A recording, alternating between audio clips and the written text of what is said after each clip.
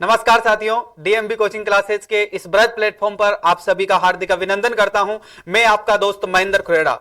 साथियों, मैं आप लोगों के लिए लेकर आया हूं करंट अफेयर्स का सेशन और आज करंट अफेयर्स के सेशन में हम चर्चा करने वाले हैं जो वर्तमान समय में चर्चित मुद्दे हैं। ठीक है, तो देखिएगा साथियों, दो लाइनें आप लोगों के लिए। सबसे पहले देखिएगा, हवाओं के भरोसे मत उड़, चट्टाने तूफानों का भी रुख मोड़ देती है, अपने पंखों पर भरोसा रख, हवाओं के भरोसे तो पतंगे उड़ा करती है। क्या उड़ती है साथियों? पतंगे उड़ती है। ठीक है, तो चलिएगा, पतंगों का सीजन भी आने वाला है, इसलिए पतंगों के ऊपर ही मैंने आप लोगों के लिए दो लाइन लेकर आया हूं। चलिए आज की क्लास की शुरुआत करते हैं। सबसे पहला टॉपिक है आपका भारतमाला चरण। भारतमाला चरण क्या है इसके बारे में जानते हैं। सबसे पहले देखिएगा, भारतमाला जो चरण है उसकी सीमा बढ़ा दी गई है। क्या बढ़ा दी गई है साथियों? सीमा बढ़ा दी गई है। सबसे पहले तो भारत माला जो चरण है उसके बारे में जान लेते हैं कि ये है क्या सबसे पहले। ठीक है, तो देखिएगा साथियों, किन किन टॉपिक्स पर हम अध्ययन करने वाले हैं इसमें एक बार देख लीजिए। भारतमाला के ऊपर हम अध्ययन करेंगे आर्थिक मामलों में जो कैबिनेट समिति है उसकी क्या राय है वर्तमान समय में, उन्होंने क्या रिपोर्ट दी है उसके बारे में चर्चा करेंगे। दूसरा, सार्वजनिक निवेश बोर्ड के बारे में चर्चा करेंगे। तीसरा, पूंजीगत व्यय के बारे में चर्चा करेंगे। चौथा, आपके वस्तु और सेवा के बारे में, सेवा जो कर होता है, सर्विस कर जिसको अपन बोलते हैं, उनके बारे में हम चर्चा करने वाले हैं। ठीक है, तो देखिएगा, सबसे पहले हम बात करते हैं कि भारतमाला जो परियोजना है वह हाल ही में चर्चा में क्यों आई है और इसका जो स्रोत है वो मैंने कहां से उठाया ये बता देता हूं मैं आपको। देखिएगा, स्रोत जो है, अगर हम बात करें, सबसे पहले इसकी चर्चा कर लेते हैं कि चर्चा में क्यों है हाल ही के अंदर। देखिएगा, हाल ही में जो है भारत सरकार ने प्रमुख राजमार्ग विकास परियोजना भारतमाला परियोजना चरण नंबर 5 को पूरा करने का जो समय सत्र जो है वो हाल ही में बढ़ाया गया है। और कितना कर दिया गया है साथियों? 2027 से 28 तक बढ़ा दिया गया है। जबकि ये पहले अगर हम बात करें तो इसका जो चरण था वो 2022 तक था। ठीक है, तो उसको आगे बढ़ाकर अभी हाल ही में 2027 से 28 तक कर दिया गया है। ये कदम जो है मेगा परियोजना की अनुमानित लागत जो है उसके 100% से भी अधिक वृद्धि के बाद में उठाया गया है और ये क्रियान्वयन की धीमी गति एवं वित्तीय बाधाओं को दर्शाता है। यानी कि वर्तमान समय में जो इसकी क्रियान्वयन है, यानी कि जो कार्य कर रहा है वो बहुत धीमी गति से चल रहा है इस कारण से। और दूसरा, वित्तीय बाधाएं यानी कि इकोनॉमिक्स या फाइनेंस इसको आप बोल सकते हैं, तो उसकी भी कमी कहीं ना कहीं यहां पर देखने को मिल रही है। भारतमाला परियोजना क्या है इसके बारे में जानते हैं आज के संपूर्ण सेशन के अंदर। ठीक है, देखिएगा, एग्जाम की दृष्टि से अगर आपके इस प्रकार के सवाल आते हैं तो उनको आपको हल करने में बहुत आसानी होगी, क्योंकि इस परियोजना के बारे में संपूर्ण डिटेल से हम जानने वाले। भारतमाला परियोजना क्या है, सबसे पहले इसके परिचय देख लेते हैं। भारतमाला परियोजना जो है सड़क परिवहन और राजमार्ग मंत्रालय के द्वारा ministry of road transport and highway के तहत जो शुरू की गई है उसका व्यापक एक कार्यक्रम है। भारतमाला का जो प्रथम चरण है उसकी घोषणा वर्ष 2017 में की गई थी। कब की गई थी साथियों? 2017 में की गई थी। और इस वर्ष 2022 तक पूरा करने का इसका क्या रखा गया था, यानी कि पर्पस था कि इसको 2022 तक समाप्त कर दिया जाएगा। लेकिन हाल ही में क्या किया गया है सरकार के द्वारा, केंद्र सरकार ने बताया है कि इसका जो है आगे 2027 से 28 तक इसको पूरा करने का क्या रखा गया है, प्रपत्र रखा गया है कि आगे इसको 2027-28 तक हम इसको समाप्त कर लेंगे। ठीक है, तो देखिएगा, इसकी जो सीमाएं हैं उन पर हम चर्चा करेंगे कि इसके ऊपर मुख्य रूप से किन किन चीजों को जोड़ा गया है, किन किन चीजों को जो है रखा गया है। तो इसकी प्रमुख विशेषताएं क्या है इनके बारे में एक बार देख लीजिएगा। इसकी प्रमुख विशेषताएं हैं, भारतमाला पहले से ही निर्मित बुनियादी ढांचे की बढ़ी हुई प्रभावशाली बहुविधि एकीकरण, निर्बाध आवागमन के लिए बुनियादी ढांचों की कमियों को दूर करने के लिए राष्ट्रीय व आर्थिक कॉरिडोर को एकीकृत करने पर केंद्रित किया है। उक्त सड़क कार्यक्रम के 6 प्रमुख घटक रखे गए थे, यानी कि इसके जो कॉरिडोर है वो 6 थे, जिसमें से सबसे पहला आर्थिक कॉरिडोर था। आर्थिक कॉरिडोर के अंदर क्या रखा गया है कि आर्थिक कॉरिडोर के एकीकृत करने के आर्थिक रूप में महत्वपूर्ण उत्पादन तथा उपभोग केंद्रों के बीच में विस्तृत जुड़ाव यानी कि कनेक्टिविटी की सुविधाएं मिली या इसकी सुविधा मिलती है। दूसरा, इसके अंदर रखा गया है इंटर कॉरिडोर या फीडर मार्ग जिसको आप कह सकते हैं। ये जो है प्रथम मील से अंतिम मील तक कनेक्टिविटी सुनिश्चित करता है। राष्ट्रीय कॉरिडोर दक्षता की सुधार, इसके माध्यम से मौजूद राष्ट्रीय कॉरिडोर की क्षमता बढ़ाने के लिए ट्रैफिक जाम को कम करने का लक्ष्य रखा गया है। इसके बाद में सीमा और अंतर्राष्ट्रीय संपर्क सड़क की अगर हम बात करें तो इसके अंदर देखिएगा, बेहतरीन सीमा सड़क, बुनियादी ढांचों से अधिक गतिशीलता सुनिश्चित होगी और साथ ही में पड़ोसी देशों के साथ में व्यापार का जो संबंध है उसको बढ़ावा मिलेगा। अगला जो है तटीय व पोर्ट कनेक्टिविटी हेतु सड़कों की अगर हम बात करें तो तटीय क्षेत्रों की कनेक्टिविटी के माध्यम से बंदरगाहों को आधारित आर्थिक विकास को बढ़ावा मिलता है, जिससे पर्यटन व औद्योगिक विकास दोनों को बेहतरीन सुविधाएं मिले, इसके लिए रखा गया है। इसके बाद में देखिएगा छठा जो है ग्रीनफील्ड एक्सप्रेस रखा गया है। इसमें उच्च यातायात सघनता और अधिक जाम करने वाले स्थानों को उपस्थित वाली एक्सप्रेस ग्रीनफील्ड को एक्सप्रेस वे से लाभान्वित हो गए, इसके बारे में बताया गया है। यानी कि अगर हम बात करें तो कुल मिला के इस पर 6 कॉरिडोर रखे गए थे या 6 कार्यक्रमों के तहत जो है इस योजना को पूरा करना था, जिसमें सबसे पहले जो है आर्थिक कॉरिडोर रखा गया है, यानी कि इकोनॉमिक सपोर्ट रखा गया है इसमें। दूसरा जो है इंटर कॉरिडोर रखा गया है। तीसरा जो है राष्ट्रीय कॉरिडोर रखा है। चौथा जो है सीमा और अंतर्राष्ट्रीय रखा है। पांचवा जो है तटीय रखा है और छठा ग्रीनफील्ड रखा है। ठीक है, तो ये 6 माध्यमों के आधार पर या 6 कार्यक्रमों के आधार पर इसको जोड़ने का प्रयास किया गया था। आगे चलते हैं तो इसकी वर्तमान समय की जो स्थिति है उसके बारे में जान लीजिएगा। वर्तमान समय में इसकी स्थिति क्या है देखिएगा। नवंबर 2023 में 15,045 किलोमीटर यानी कि 42% प्रोजेक्ट जो है पूरा कर दिया गया है या पूरा हो चुका है अब तक। इसकी चुनौतियां जो है सबसे ज्यादा क्या चुनौतियां रही है, कच्चे माल की लागत, भूमि अधिग्रहण लागत में वृद्धि हुई है, हाई स्पीड कॉरिडोर का निर्माण और वस्तुओं एवं सेवाओं कर जो है उसकी दर में भी काफी वृद्धि हुई है। ये इसके सामने प्रमुख चुनौतियां रही है। आगे की राह ये है कि आगे आने वाले समय में इसकी राहें इस प्रकार से प्रतिस्पर्धा कीमतों पर कच्चे माल प्राप्त करने के लिए रणनीतिक खरीद विभिन्नताओं की जांच करने के लिए अनुकूल दर जो है सुनिश्चित करने के लिए विशेषकर बाजारों में उतार चढ़ाव के दौरान आपूर्तिकर्ताओं के साथ में बातचीत में भाग लेना है। ठीक है, तो ये आगे की राह है। तो देखिएगा जिस प्रकार से मैंने आपको बताया, जिस प्रकार से हमने इस टॉपिक के अंदर जाना, एक बार हम एग्जाम की दृष्टि से इसको पढ़ लेते हैं। सबसे पहले तो हमने देखिएगा इसको जो है भारतमाला जो प्रोजेक्ट है उसके आधार पर हमने इसको पढ़ा है कि भारतमाला जो है प्रोजेक्ट क्या है, इसके बारे में आप लोग जान चुके हैं। इसकी सामान्य जानकारी मैंने आपको बता दी है कि देखिएगा वर्तमान समय में चर्चा में इसलिए है कि सरकार ने जो है इसका जो टाइम पीरियड है वो आगे बढ़ा दिया है। यानी कि पहले इसका लक्ष्य 2023-22 तक समाप्त करना था, 22-23 तक, लेकिन सरकार ने अभी 2027 से 28 तक कर दिया है। इसका कारण यह है 27-28 तक इसलिए कर दिया गया है क्योंकि इसमें कहीं ना कहीं जो है फाइनेंस की दिक्कत आ रही थी और कहीं ना कहीं जो इसका कार्य था वो बहुत धीमी गति से किया जा रहा था। ठीक है, इस कारण से तो देखिएगा सबसे पहले अगर आपके एग्जाम की दृष्टि से देखते हैं तो भारतमाला परियोजना चरण नंबर 1 क्या है और वो कब खत्म होता है, तो देखिएगा उसका जो अगर हम बात करें तो चरण नंबर 1 था, इसका कब प्रारंभ की गई थी। जिस प्रकार से मैंने आपको बताया कि 2017 में प्रारंभ होती है। कब प्रारंभ होती है साथियों, 2017 में। और फर्स्ट चरण इसका कब खत्म हो जाता है, तो फर्स्ट चरण इसका खत्म हो जाता है 2022 के अंदर। कब हो जाता है, 2022 में। नेक्स्ट चरण की अगर हम बात करें तो सेकंड चरण की शुरुआत कब होती है, 2023 में शुरुआत होती है। और समाप्त कब होगा साथियों ये, तो ये समाप्त होगा साथियों 2027 से 2028 के बीच में। ठीक है, इसके मुख्य जो इतने आयाम रखे गए हैं अगर हम बात करें तो 6 मुख्य आयाम रखे गए हैं इसके। ठीक है, देखिएगा 6 मुख्य आयामों को हमने बात कर चुके हैं। आर्थिक कॉरिडोर है, इंटर कॉरिडोर है, राष्ट्रीय कॉरिडोर है, सीमा और अंतर्राष्ट्रीय सड़कें हैं, तटीय पोर्ट है, इसके बाद में ग्रीन फील्ड है।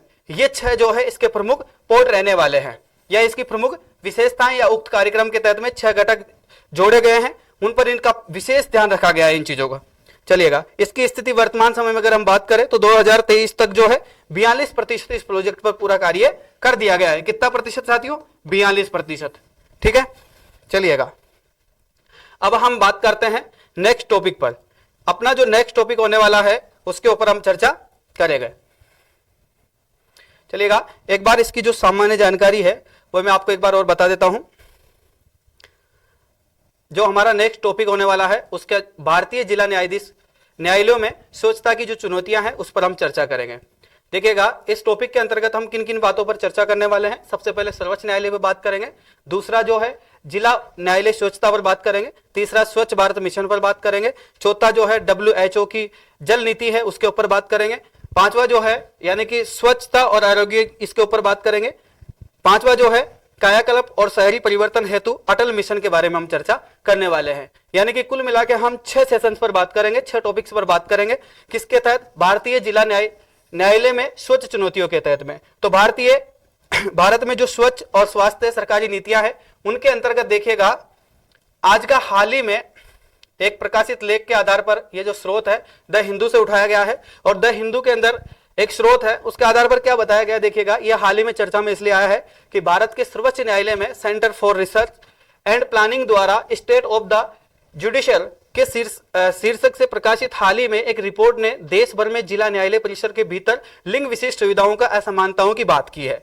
तो देखिएगा किस प्रकार से इसकी लिंग असमानताएं हैं उनके ऊपर हम चर्चा कर लेते हैं की ओर ध्यान आकर्षित किया है। रिपोर्ट है महिलाओं के लिए अलग शौचालयों के अपर्याप्त प्रावधान, सैनिटरी जो पैड है उनकी बात की गई है, वेंडिंग मशीन्स की बात की गई है, इनकी कमी बताई गई है, ट्रांसजेंडर व्यक्तियों के लिए शौचालयों का अनुपलब्धता पर प्रकाश डालते हुए इन मुख्य मुद्दों पर चर्चा की गई है। रिपोर्ट के जो मुख्य शीर्षक है वो क्या रहने वाले हैं, एक बार इसको दोबारा पढ़ लीजिएगा। आप एक बार इसको दोबारा समझने की कोशिश करते हैं कि देखिएगा सर्वोच्च न्यायालय ने एक बात की है और उसमें यह बताया गया है कि सर्वोच्च न्यायालय का जो centre of research and planning द्वारा स्टेट ऑफ द जुडिशियल के अंदर एक मुद्दा प्रकाशित किया हाल ही में। उन्होंने बताया है कि जो महिलाओं के लिए जो शौचालय हैं उनकी अपर्याप्त सुविधाएं हैं, कहीं पर जो ट्रांसजेंडर है उनकी भी कहीं ना कहीं असुविधा देखने को मिलती है। जिस प्रकार से महिलाओं के लिए जो मासिक सैनिटाइज जो पैड होते हैं उनकी भी कहीं ना कहीं कमी दिख रही है, यानी कि उस पर भी सरकार जो है प्रॉपर तरीके से काम नहीं कर पा रही है, तो उनके ऊपर ये जुडिशन रखा गया है। इसकी रिपोर्ट के जो मुख्य निष्कर्ष क्या निकल कर आते हैं ये देखिएगा। अपर्याप्त महिलाएं अनुकूल सुविधाएं इस प्रकार से हैं। कुल जिले न्यायालयों में परिसर में लगभग 5वें हिस्से में महिलाओं के लिए पृथक शौचालय का अभाव है। वर्तमान समय की ये रिपोर्ट है कि जिला न्यायालय की जो परिसर है उसमें लगभग 5वें हिस्से में अगर बात करें तो महिलाओं के लिए पृथक शौचालय का क्या है, अभाव है। केवल 6.7% महिलाएं शौचालय में सैनिटरी जो नेपिंग वेंडिंग मशीन जो है वो उपलब्ध है वर्तमान समय में। मौजूद शौचालयों की चुनौतियां ये इस प्रकार से रही है, शौचालय तो है लेकिन उनकी जो चुनौतियां हैं वो इस प्रकार से हैं कि देखिएगा मौजूद जो शौचालय के दरवाजे प्राय टूटे हुए मिलते हैं, विद्यार्थियों की अनुमानित जल आपूर्ति की जो समस्या है उसका सामना करना पड़ता है। पुरुष और महिलाओं को न्यायाधीश के लिए साझा शौचालय गोपनीयता एवं समानता को लेकर चिंता उत्पन्न करता है। न्यायालय के जो शौचालय हैं उसमें साफ सफाई सुनिश्चित करने के लिए न्यायाधीश को व्यक्तिगत रूप से सफाई कर्मियों और स्वस्थ कर्मी को नियुक्त करता है। इसी के साथ में देखिएगा उदाहरण के लिए एक उदाहरण दिया गया है यहाँ पर कि देखिए उदाहरण के लिए नागालैंड के पेरिन जिले के अंदर जो है शौचालयों की सफाई करने के लिए कोई रखरखाव की सुविधा उपलब्ध नहीं है। स्टाफ सदस्यों को स्वयं शौचालय का रखरखाव सुनिश्चित करना पड़ता है। यानी कि इस प्रकार की समस्याएं वर्तमान समय में आपको देखने को मिल रही है, जिस प्रकार से आप सभी को भी पता होगा कि एक लोकल मुद्दा हो सकता है। जिस प्रकार से आज हम देखते हैं गवर्नमेंट जितने भी जो संस्थाएं होती है उनके अंदर आप स्कूल कॉलेज ले सकते हैं। यहाँ पर न्यायाधीश की बात की जा रही है, यानी कि एक न्यायालय की बात की जा रही है, कोर्ट की बात की जा रही है कि वहां पर इस प्रकार की एक समस्या आ रही है। ठीक है, तो ये जो समस्या है ये आम समस्या आपको देखने को मिलेगी। अगर कहीं पर शौचालय भी बनाए गए हैं सार्वजनिक तो उनकी स्थिति आपको इस प्रकार से मिलेगी कि कहीं तो आपको टूटे हुए दरवाजे मिलेंगे, ठीक है, कहीं पर आपको पानी की जो है आपूर्ति नहीं मिलेगी, यानी कि पूर्ण रूप से पानी नहीं मिलेगा वहां पर। कहीं कहीं जगह ये देखा गया है कि उनकी जो गोपनीयता की जो समानता है उसको लेकर भी कई चिंताओं के विषय हैं। तीसरा टॉपिक आप लोगों के सामने निकल कर आएगा कि वहां पे सफाई कर्मचारियों की अगर हम बात करें तो वो बिल्कुल ही लुप्त है एक तरीके से। ठीक है, तो सफाई कर्मचारी आपको कहीं भी देखने को नहीं मिलेंगे। कई सारे स्टाफ ऐसे हैं जहां पर खुद कर्मचारी, एक एग्जांपल दिया गया है यहाँ पर कि नागालैंड के अंदर जो पेरिंग जिला है उसके अंदर ये उदाहरण देखने को मिला है कि जो भी व्यक्ति वहां पर जाता है वही स्टाफ के जो लोग हैं वही वहां पर क्या करते हैं, शौचालय का रखरखाव करते हैं, साफ सफाई करते हैं। ठीक है, तो इस प्रकार की दुविधाएं हैं, ये इन पर चर्चा की गई है। तो देखिएगा समवेशी सुविधाओं का जो अभाव है वो किस प्रकार से रहा है। अधिकांश जिला न्यायालयों के अंदर ट्रांसजेंडर कार्मिकों के लिए शौचालय नहीं है, पहली बात तो। दूसरी बात यह है कि प्रत्येक न्यायालय परिसर में लिंग समवेश शौचालय का आवश्यकता है। केरल के अंदर ट्रांसजेंडर कार्मिकों को शौचालय दिव्यांग कार्मिकों के साथ में साझा किया जाता है। उत्तराखंड में जो है ट्रांसजेंडर कार्मिकों के लिए राज्य भर में केवल 4 शौचालय हैं। तमिलनाडु के केवल 2 जिले हैं जिसमें चेन्नई और कोयम्बटूर में ऐसी सुविधाएं प्रदान की जाती है।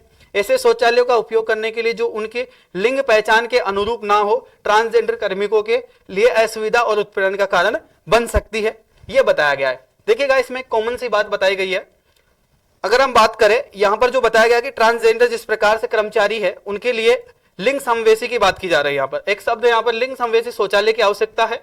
दूसरा यहाँ पर ट्रांसजेंडर जो कार्मिक है उनके लिए अलग सुविधाएं दी जानी चाहिए। लेकिन यहाँ पर क्या किया गया है कि जो दिव्यांग है उनके लिए भी कहीं ना कहीं एक प्रश्नवाचक चिन्ह खड़ा करता है कि जिस प्रकार से अगर हम बात करें तो इस प्रकार के जो न्यायालय हैं, जिला न्यायालयों की अगर हम बात करें, जिला स्तर की अगर हम बात करते हैं तो ऐसे जो ऑफिस आप मान सकते हैं, ऐसी जो संस्थान है उसको आप मान सकते हैं, ऐसे स्थान आप मान सकते हैं सार्वजनिक, उन स्थानों पर कहीं ना कहीं जो है दिव्यांगों की भी बात रखनी चाहिए और दिव्यांगों को ध्यान में रखते इसी प्रकार के शौचालयों का निर्माण किया जाना चाहिए ताकि उन लोगों को आसानी हो। दिव्यांग के अंदर देखिएगा महिला पुरुष दोनों आते हैं, हो सकता है ये जरूरी थोड़ी है कि कोई भी कर्मचारी दिव्यांग में महिला भी हो सकती है पुरुष भी हो सकता है, ठीक है, तो उनके लिए भी जो है अलग से एक सुविधा होनी चाहिए। लेकिन हाल ही में अगर हम देखें तो चाहे से आप एक राज्य का उदाहरण ले लीजिए, एक जिले का उदाहरण ले लीजिए, आपको देखने को नहीं मिलेगा कहीं भी। लेकिन वर्तमान समय में जो है एक रिपोर्ट, एक मुद्दा जो है सामने निकल कर आया है, तो इसके आधार पर हो सकता है कि आने वाले समय में शायद सुधार हो। इस पर आगे बात कर लेते हैं। तो देखिएगा अपर्याप्त जो स्वच्छता सुविधाओं में उत्पन्न चुनौतियां हैं वो ये रहने वाली है कि स्वास्थ्य और स्वच्छता को संबंधित जोखिम जो है वो इस प्रकार से रहे हैं। अपर्याप्त शौचालयों की सुविधा का परिणाम स्वरूप अस्वच्छता की स्थिति उत्पन्न हो सकती है, जिससे कि महिलाओं के स्वास्थ्य जोखिम का सामना करना पड़ सकता है, जिससे संक्रमण तथा जैसे हैजा, टाइफाइड, ठीक है, जैसी बीमारियां होने की संभावना बहुत ज्यादा है। विशेषकर कम रोशनी वाले अथवा एकांत क्षेत्र में प्रत्यक्ष शौचालयों की कमी महिलाओं की सुरक्षा संबंधित चिंताओं को बढ़ा सकती है, जिससे उनके उत्पीड़न की संभावनाएं हैं। दूसरा है गर्भवती महिलाएं तथा वृद्ध व्यक्तियों की अगर हम बात करें, व्यक्तियों को साझा शौचालय सुविधा तक पहुंचाने में चुनौतियों का सामना करना पड़ सकता है, जिससे उनकी आजीविका पर सगमता का प्रभाव हो सकता है, ठीक है। तो देखिएगा यहाँ पर कहीं ना कहीं एक बहुत अच्छी बात बताई गई है, एक बार समझने की कोशिश कीजिएगा।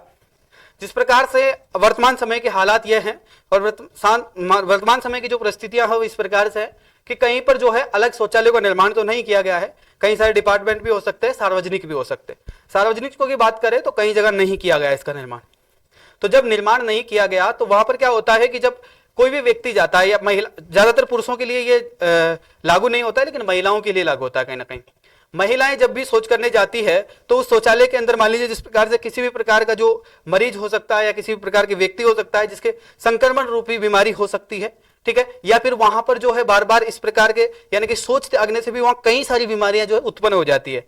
तो उसके जो है संक्रमण से क्या हो सकता है कि महिलाओं के साथ में इस प्रकार की घटनाएं या वृद्ध व्यक्ति है, ठीक है, तो उन व्यक्तियों के अंदर किस प्रकार के हैजा या टाइफाइड ऐसे जो रोग है, ऐसे संक्रमण जो रोग है वो फैलने की ज्यादा संभावनाएं रहती है।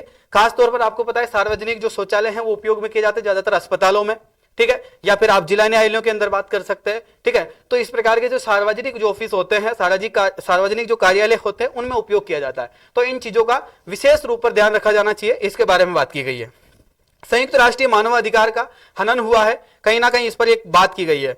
तो देखिएगा संयुक्त राष्ट्रीय मानवाधिकार की उपलब्धि के अनुसार स्वच्छता का अधिकार के तहत प्रत्येक व्यक्ति को जीवन के सभी क्षेत्रों में स्वच्छता तथा प्रत्येक सरल पहुंच का अधिकार है, जो सुरक्षित स्वच्छता और सुरक्षित और सामाजिक और सांस्कृतिक रूप से स्वीकार्य है, साथ ही में गोपनीयता प्रदान करता है एवं गरिमा को सुनिश्चित करता है। यह संयुक्त राष्ट्रीय मानवाधिकार का हनन है, यानी कि एक व्यक्ति का अधिकार होता है स्वच्छता, ठीक है, और ये आदमी का क्या होता है डिमांड होती है या फिर उसका अधिकार के रूप में भी आप मांग सकते हैं, या किसी भी व्यक्ति पर या किसी भी जगह पर। कई बार आप लोगों के साथ में इस प्रकार की घटना हो जाती है, अगर मान लीजिए कई बार आपको अगर मना कर दिया जाए, कहीं भी कोई भी सार्वजनिक स्थल है जिस प्रकार से आप कहीं पर ट्रैवल कर रहे हैं या फिर आप किसी भी प्रकार से किसी भी काम से कहीं पर गए हैं, तो सार्वजनिक रूप पर आप कहीं भी शौचालय का किसी भी संस्थान का हो, प्राइवेट हो सकती है, गवर्नमेंट हो सकती है, ठीक है, तो इस प्रकार के अगर कोई भी संस्थान है तो उस संस्थान का आप शौचालय का उपयोग कर सकते हैं। ये आपका क्या है, एक नागरिक के तहत आपका अधिकार है ये, ठीक है। तो ये आपका अधिकार होता है कि स्वच्छता को आप बरकरार रखें हर जगह पर, ठीक है। तो इसलिए आप क्या कर सकते हैं, जिस प्रकार से आप मान लीजिए कहीं बाहर जा रहे हैं, रास्ते में अगर आप जा रहे हैं, कहीं पर आपको पेट्रोल पंप दिखा या फिर कई प्रकार की ऐसी संस्थाएं होती है, होटलें होती है, ठीक है, रेस्टोरेंट होते हैं बड़े बड़े, तो इनमें अगर आपको इस प्रकार से किसी भी प्रकार से बाध्य किया जाता है अगर कि आप इसका उपयोग नहीं कर सकते हैं, तो आप क्या कर सकते हैं, उसके खिलाफ जो है कानूनी कार्रवाई कर सकते हैं, ठीक है, ये आपका अधिकार है। चलिएगा मौलिक अधिकार का हनन इस प्रकार से हुआ है, इसके अंदर देखिएगा वीरेंद्र गौड़ बेनाम हरियाणा राज्य के अंदर 1995 के अंदर जो है मामले में सर्वोच्च न्यायालय ने इस बात पर प्रकाश डाला है कि अनुच्छेद 21 में जीवन के अधिकार की रक्षा करते हैं तथा उसी अधिकार को जो है गरिमापूर्ण जीवन जीने के लिए आवश्यक स्वच्छ स्थितियों तक विस्तृत करता है। यानी कि जो बातें मैंने आपको बताई है उसी प्रकार से। तो ये आपका अनुच्छेद 21 के अंदर ये बात लिखी हुई है कि आपको जीवन जीने का अधिकार है, आपकी रक्षा करता है ये, ठीक है। तो इस अधिकार के तहत आप क्या कर सकते हैं, कहीं भी स्वच्छता को जो है बरकरार रख सकते हैं। चलिएगा न्यायालयों में स्वच्छता की सुविधाएं कैसे बेहतर बनाई जा सकती है, इस पर आप लोगों की एक राय हम ले सकते हैं या फिर एक तरीके से देख लेते हैं एक बार। इस प्रकार से रही है, समर्पित और संसाधनों का आवंटन, स्वच्छ रखरखाव के लिए पर्याप्त धनराशि का बजट जो है तैयार करना चाहिए तथा सफाई एवं रखरखाव के लिए जिम्मेदार कर्मचारियों को नियोजन करना चाहिए। जागरूकता बढ़ाना व मानक की निगरानी के लिए जो है न्यायालयों के अंतर्गत जो है हाइजीन चैंपियन नियुक्त करना चाहिए, जिन पर विचार किया जाना चाहिए। न्यायालयों के अंदर जो है स्वच्छता को सुधार परियोजना के लिए धन जुटाने हेतु एक केंद्रीय निकाय के रूप में एक समर्पित संस्था national जुडिशन impact structure authority of India यानी कि NGIAI के तहत की स्थापना के सुझाव को पूर्व CGI के द्वारा किया जाना चाहिए या कर दिया गया है वर्तमान समय के अंदर। ठीक है, मौजूद सुविधाओं का जो है उन्नयन इस प्रकार से किया जा सकता है, यानी कि इनमें भी सुधार किया जा सकता है, उस पर हम बात कर लेते हैं। दिव्यांग जनों के लिए स्वच्छता, व्यवहारिकता तथा पहुंच को सुनिश्चित करने के लिए शौचालयों का नवीनीकरण किया जाना चाहिए। उचित वेंटिलेशन, प्रकाशन और स्वच्छता संबंधित आवश्यकताएं जैसे सैनिटरी डिब्बे, साबुन, कागज के तौलिया आदि का आपूर्ति सुनिश्चित करनी चाहिए, यानी कि शौचालय के अंदर ये सुविधाएं होनी चाहिए, आमतौर पर ये बताया गया। देखिएगा, स्वच्छता संबंधी दिशा निर्देशांक इस प्रकार से जारी किए गए हैं विभिन्न राज्यों में तथा न्यायालय स्तर पर स्थिरता तथा गुणवत्ता को सुनिश्चित करते हुए न्यायालय में जो है स्वच्छता सुविधाओं के लिए राष्ट्रीय मानक निर्धारित करना है। इसमें मूल सुविधाएं, पहुंच हेतु आवश्यकताओं तथा स्वच्छता का प्रोटोकॉल के लिए दिशा निर्देशांक शामिल किए गए हैं। किस प्रकार के दिशा निर्देशांक है देखिएगा, यानी कि उपयोगकर्ता प्रतिक्रिया का प्रोत्साहन, प्रदान की गई स्वच्छ सुविधाओं की पर प्रतिक्रिया प्राप्त करने के लिए, कमियों की पहचान करने के लिए तथा सुधार को प्रस्ताव देने के लिए न्यायालय में स्वच्छ सुविधाओं का उपयोगकर्ताओं के लिए तंत्र की स्थापना करना चाहिए। इसमें सुझाव बॉक्स होना चाहिए, सर्वेक्षण अथवा सार्वजनिक बैठक भी शामिल की जानी चाहिए। सुझाव एवं शिकायत पर तीव्रता से समयबद्धता के साथ में कार्रवाई सुनिश्चित की जानी चाहिए।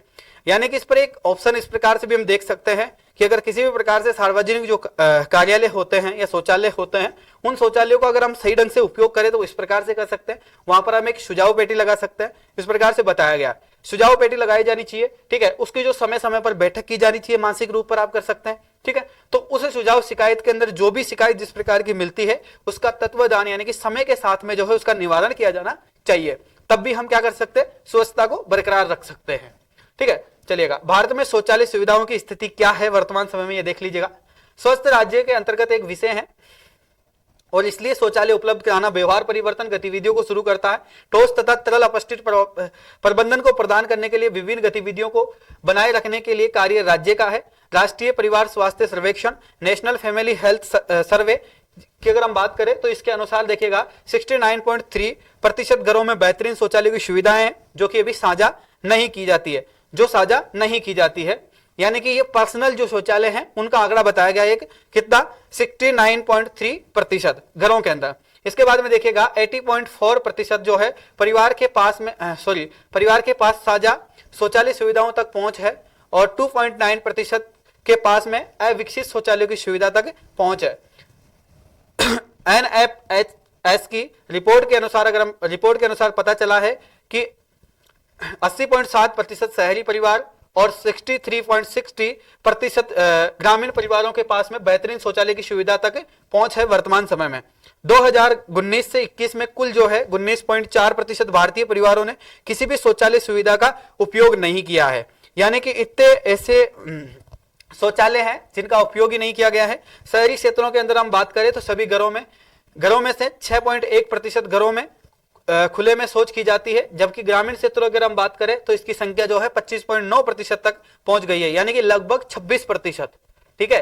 तो वर्तमान समय का आंकड़ा आप लोगों के सामने है 2019 से 21 का जो ये आंकड़ा आप लोगों के सामने है, ठीक है। तो देखिएगा, इस पर हम आगे बात करेंगे। और राज्य और केंद्र शासित प्रदेशों में शौचालयों की सुविधा तक पहुंच जो है बिहार में केवल जो है 61.2% घरों में उपलब्ध है, ठीक है। उसमें से यानी कि अगर हम बात करें तो बिहार राज्य की तो देख लीजिएगा में सबसे कम है। बिहार के बाद में झारखंड में 69.6% और उड़ीसा की अगर बात करें तो 71.3% का स्थान रहा है। इस प्रकार से लक्षद्वीप में 100% घरों में शौचालय की सुविधाएं उपलब्ध है। एकमात्र जगह है जहां पर क्या है 100% यानी कि 100% उपलब्ध है, ठीक है। चलिएगा, यह आंकड़ा आप लोगों के सामने रहा है। इस प्रकार से स्वच्छता से संबंधित पहल क्या क्या हो सकते हैं, कौन कौन से मिशन चलाए गए हैं, कौन कौन से एप्लीकेशन चलाए गए हैं, उन पर बात कर लेते हैं एक बार। स्वच्छता से संबंधित पहल है जिसके अंदर देखिएगा स्वच्छ भारत मिशन चलाया गया है आपका, विश्व स्वास्थ्य संगठन WHO जल स्वास्थ्य और स्वास्थ्य की भारत के बारे में, कायाकल्प और शहरी परिवर्तन के लिए एक अटल मिशन चलाया गया है, स्वच्छ अभियान ऐप भी चलाया गया है। ठीक है, इस ऐप के अंतर्गत जो है आप लोगों को जिस प्रकार से देखने को मिलती है सुविधाएं, सामाजिक एवं न्याय आधारित मंत्रालय में मौजूद सामाजिक न्याय एवं आधिकारिक मंत्रालयों में अभी भी मौजूद अस्वच्छ शौचालयों और उनकी सफाई से जुड़े हुए हाथों में मैले डालने वाले का डाटा जो है हासिल करने के लिए इसको लॉन्च किया गया है वर्तमान समय में। ठीक है, चलिएगा, तो आज के आपके 2 टॉपिक जो है वो समाप्त हो चुके हैं। अगले टॉपिक पर अगर हम चर्चा करते हैं जिस प्रकार से देखिएगा, अगला हाल ही में जो है करंट अफेयर्स के माध्यम से अगर हम बात करें तो ये मुद्दा जो है आपका हाल ही में चर्चा में रहा है, भारत का स्थापत्य क्षेत्र। ठीक है, तो देखिएगा भारत के स्थापत्य क्षेत्र की अगर हम बात करें तो भारत का स्थापत्य क्षेत्र के अंदर देखिएगा हम बात करेंगे जिसके अंदर देखिएगा मानसून, डिकार्बोनाइजेशन चुनौतियों के बारे में बात करेंगे, कार्बन टैक्स, कार्बन सीमा पर समयोजना तंत्र के बारे में चर्चा करेंगे, राष्ट्रीय स्थापत्य नीति 2017 क्या है इसके बारे में चर्चा करेंगे। ठीक है, तो भारत के स्थापत्य क्षेत्र, सरकारी नीतियां, विभिन्न क्षेत्रों के विकास के लिए हस्तक्षेप तथा उसकी डिजाइन एवं क्रियान्वयन उत्पन्न होने वाले मुद्दों के ऊपर हम चर्चा करने वाले। ठीक है, तो ये हम अगली क्लास में चर्चा करेंगे और आज की क्लास को हम यहीं पर समाप्त करने वाले हैं। ठीक है, तो देखिएगा इसको चर्चा में हाल ही में इसलिए रखा गया है, इसको एक बार देख लीजिएगा। पिछले कुछ वर्षों में जो इस्पात क्षेत्र है उसमें जबरदस्त वृद्धि देखी गई है और भारत में जो है इस्पात उत्पादन का एक वैश्विक ताकत वो चीन के बाद में विश्व में जो है इस्पात का दूसरा सबसे बड़ा उत्पादक बनकर उभरा है भारत। ठीक है, तो इसके ऊपर हम अगली क्लास में चर्चा करेंगे। तब तक के लिए आप सभी मुझे अनुमति देंगे और आप लोगों से मेरी एक शिकायत है जो हमेशा रहेगी, और वो शिकायत यह है जिस प्रकार से मैंने आपसे वादा किया था कि 5 तारीख तक आप लोगों को जो है मुझे 100 सब्सक्राइब चाहिए थे अपने चैनल पर, 100 लोगों तक पहुंचाना था, लेकिन आप लोगों ने जो है आपका वादा पूरा नहीं किया। मैं आप लोगों के लिए सुबह 6 बजे उठकर आप लोगों को क्लास देता हूं, तो आपकी कहीं ना कहीं जिम्मेदारी बनती है इस चीज को लेके कि आप मुझे 100 लोगों तक कम से कम पहुंचाए। 1000 लोगों पे पहुंचने पर तो सुबह 6 बजे मैं आप लोगों को जगाने वाला ही हूं, लेकिन उससे पहले आप लोग थोड़ी सी लापरवाही ना करें और सभी विद्यार्थियों से मेरी अपील है। ठीक है, तो साथियों मैं आप लोगों से निवेदन कर रहा हूं एक बार फिर से कि आप लोग मुझे 100 लोगों तक पहुंचाएं। आज की क्लास के कोड हमारे रहने वाले हैं 04। जो भी विद्यार्थी कंप्लीट क्लास ले रहा है वो 04 कमेंट के साथ में अपना नाम कमेंट करे ताकि मुझे पता रहे कि किस विद्यार्थी ने पूरी कंप्लीट क्लास ली है। ठीक है साथियों, तो बहुत जल्दी जो है मैं आपकी साप्ताहिक क्लास जिसके अंदर क्यूज यानी कि क्वेश्चन लेकर आऊंगा, जो करंट अफेयर्स हमने कंप्लीट पढ़ी है उसको हम सोल्व करने वाले हैं संडे के दिन। ठीक है, तो आप तैयार हो जाइए, आपको दोबारा से रिवीजन करवाने की गारंटी मेरी है। करंट अफेयर्स इस तरीका से आपकी तैयार करवाऊंगा कि आने वाले समय में किसी भी प्रकार के कोई भी एग्जाम में आपको दोबारा करंट अफेयर्स पढ़ने की जरूरत नहीं है। सभी चीजें आपके सब्जेक्ट से मिलती जुलती है। अगर हम बात करें हर टॉपिक आपके सब्जेक्ट से मिलता है। करंट अफेयर्स पढ़ने का मतलब ही यही है कि आपका जो जिस भी टॉपिक को आप पढ़ते हैं वो आपके सब्जेक्ट से क्या होना चाहिए, रिलेट होना चाहिए, और सब्जेक्ट के अंतर्गत ही आप उसको पढ़े तो बहुत बेहतरीन होगा। ठीक है, तो चलिए मैं आप लोगों से यही आशा और उम्मीद करता हूं आज की क्लास आपको बहुत अच्छी लगी होगी। अगर अच्छी लगी है तो लाइक करके आप मेरा समर्थन करें। फिर अगली क्लास में मिलते हैं, तब तक के लिए जय हिंद, जय भारत, वंदे मातरम, धन्यवाद, थैंक यू। मिलते हैं अगली क्लास में, तब तक के लिए बाय बाय।